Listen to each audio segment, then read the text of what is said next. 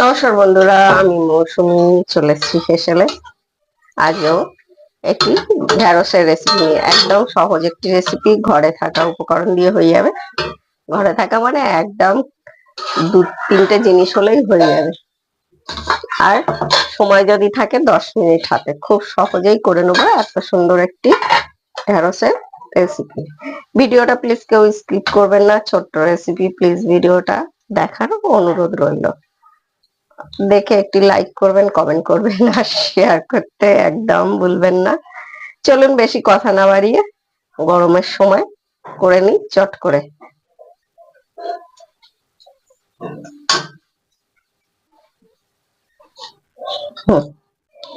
আমরা কেটে নিয়েছি 300 ঢেঁড়স নিয়েছি, এরকম কেটে নিয়েছি।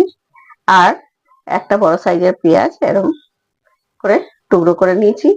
একটা বড় সাইজের পেঁয়াজ খুব কুচি কুচি করে নিয়েছি 2 চামচ টক দই, আর নিয়েছি 1 চামচ সাদা তেলেও করতে পারেন আপনারা। এটা ঢেঁড়স কিন্তু খেতে খুবই ভালো লাগে। 5 ফোড়ন আর 2টো শুকনো লঙ্কা, তাতে দিয়ে দেবো ঢেঁড়স গুলো।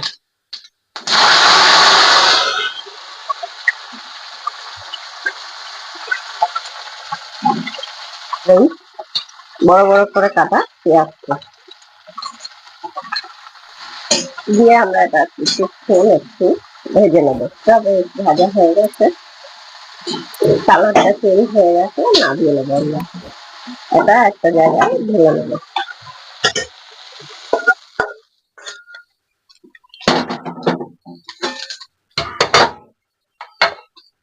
আবারও দিয়ে দেবো অল্প একটু তেল, এবার অল্প দেবো, একদম 1 চামচ মতো। 1 চামচের কম তো বেশি নয়। দিয়ে দেবো পেঁয়াজ কুচিটা,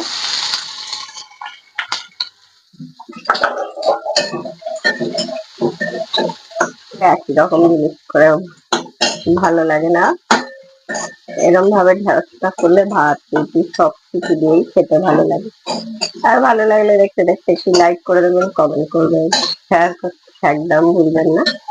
আর যে সকল বন্ধুরা নতুন বন্ধুরা যদি আপনারা ফেসবুকে দেখে থাকেন তবে ফেসবুক পেজটি ফলো করে দেবেন, আর ইউটিউবে দেখে চ্যানেলটি সাবস্ক্রাইব করে দেবেন।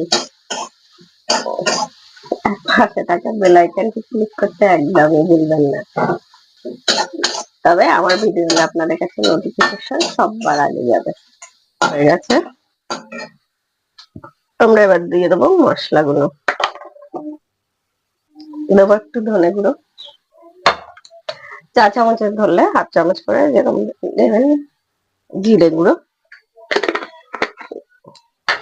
যতটা ঢেঁড়স নেবেন সেই অনুযায়ী, আমি 300 মতো নিয়েছি শুধু ঢেঁড়স যেহেতু। অল্প হলুদ, আর দিয়ে দেবো একটু কাশ্মীরি লঙ্কা। যারা আমার রান্নাগুলো দেখেন তারা জানেন আমি শুকনো লঙ্কা খাই না। এই যে এবারে দিয়ে দেবো আমার কাঁচা লঙ্কা বাটা। কাঁচা লঙ্কাটা এখন লঙ্কাগুলো খুব পেকে পেকে যাচ্ছে, তাতে আমারই ভালো হচ্ছে, বেশ লঙ্কা পেকে যাচ্ছে, একটা হালকা কালার হয়ে যাচ্ছে। দিয়ে দিলাম অল্প জল,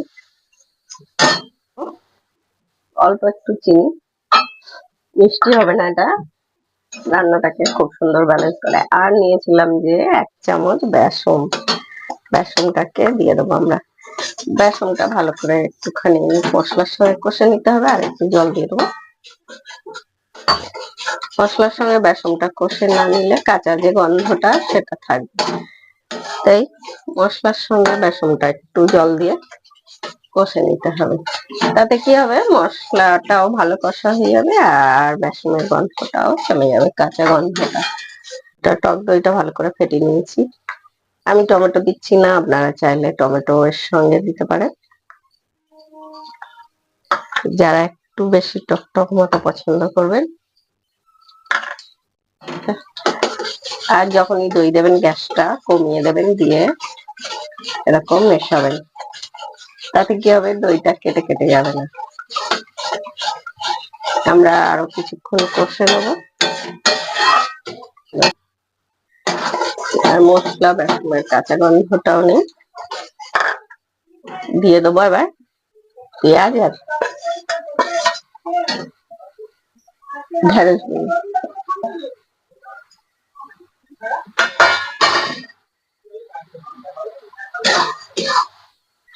ভালো করে মিশিয়ে নিতে হবে ঢেঁড়সের সঙ্গে।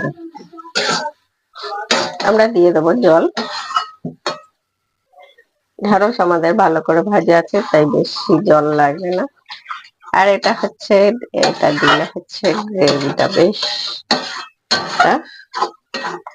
ঢেঁড়সটা দিলে, এই বেসনটা দিলে খেতে একটা আলাদাই টেস্ট হয়ে যায়।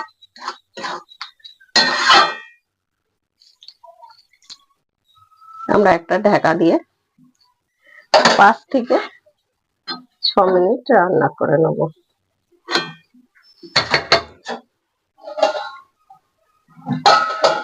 A few minutes later. স্বাদ অনুযায়ী দিয়ে দেবেন নুন।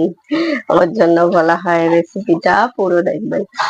মানুষ কখনো ভুলে যেতেই পারে, তখন কি হবে রেসিপিটা না দেখলে ওই যে বলবেন যে দিদি দিলেন না তো নুনটা, কিন্তু পরে দেয়া হলো।